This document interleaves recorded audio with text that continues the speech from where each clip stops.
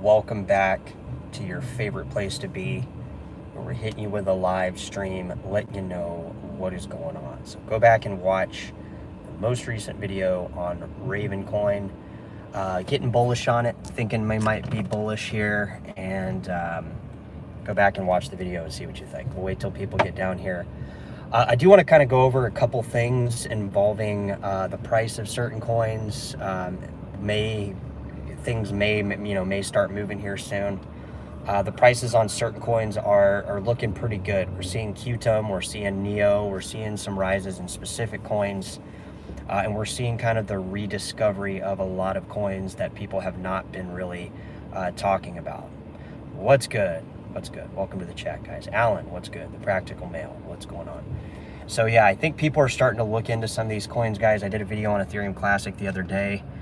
It was looking like a lot of these videos that we're making a while ago are starting to get hits. And you know, that's a lot of the reason I did this channel, guys. I wanted to see what people were looking for on the internet in terms of like the coins that I hold and kind of where my thought processes kind of in line with other people that are holding the same coins. And it looks like there's a pretty good crowd out there for several coins, you know, pretty much every coin that we're talking about here on the channel, with the exception of like Neo, you know, and it's pretty cool because I've actually rediscovered Neo over the last couple days. As you guys know, I think I did a short video where I was talking about if you have not moved your coins from the Neo legacy blockchain into N3, not only have we all been missing out on gas generation, they're going to be discontinuing the legacy network.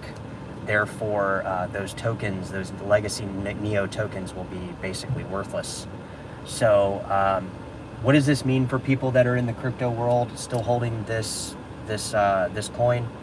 Well, it's kind of what I wanted to talk about in this video, or this live stream. I was going to do a video on it, but the network down here is kind of slow, so it's just better that we do, it's just better that we talk about it. So here's the thing, guys, is when I look at Neo, I'm anticipating the price of Neo and gas to go up. I think that Neo is at a very low level. I think it's at a buy zone, even though I've been contemplating getting some at like between 650 and 7. Watching it rise, you always want to get it at a better price. But I've recently, guys, I've been getting gas generation off my voting my Neo public key to council.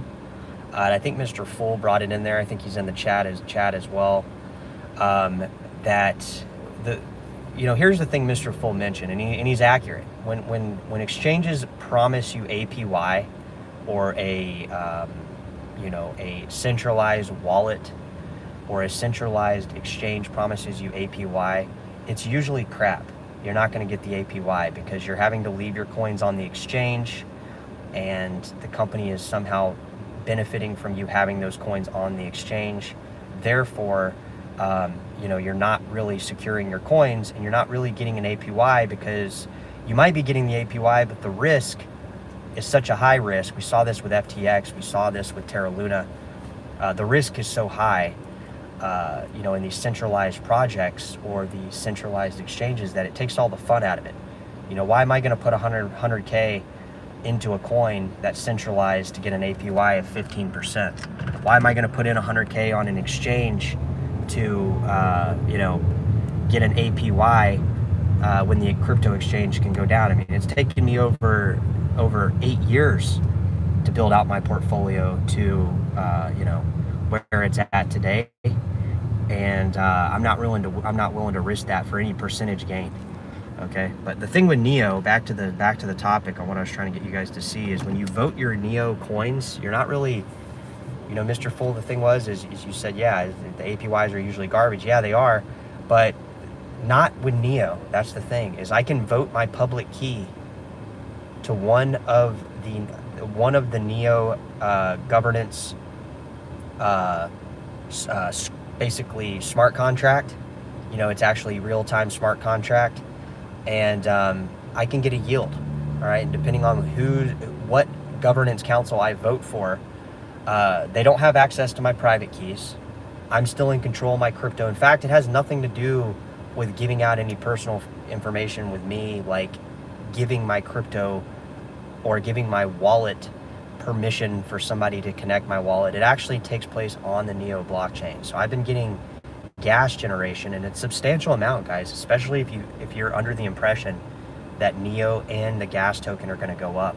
Had I been doing this, guys, with my current portfolio in just NEO, had I been getting gas generation on like Burger Swap or even like Flamingo Finance on NEO, meaning I connect my wallet.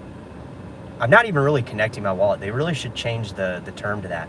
I'm using a smart contract to give permission for NEO Council to use my NEO tokens as staking in voting to get a percentage of the yield of the amount of people voting the same on my public key.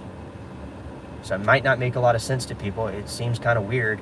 Well, dude, you're telling us to go, connect our wallet, but it's really not connecting your wallet.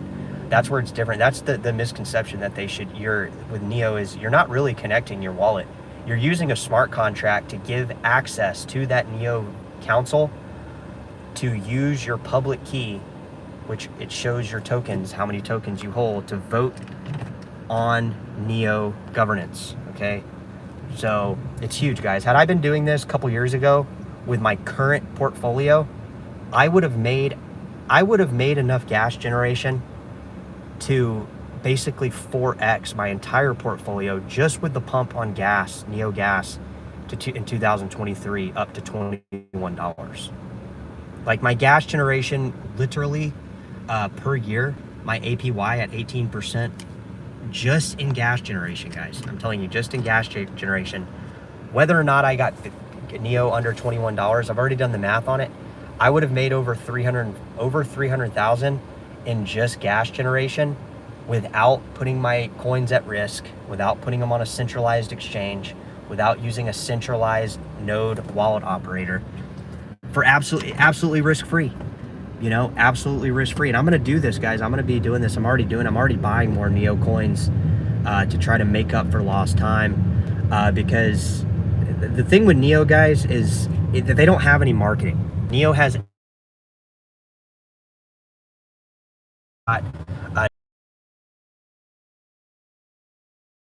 org stuff because they're not marketing it, and the fees are substantially cheaper than Ethereum.